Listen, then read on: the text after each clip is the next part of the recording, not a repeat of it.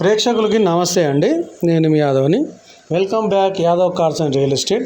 Friends, ఈరోజు నా దగ్గర సేల్కి హైదరాబాద్లో హుండై గెట్స్ అండి, జీవీఎస్ BS3 అండి. ఇది పెట్రోల్ వర్షన్ 2006 మోడల్ అండి. ఇది వ్యాలిడిటీ వచ్చేసి 2027 వరకు ఉందండి. ఇది 80% టైర్స్ ఉన్నాయండి.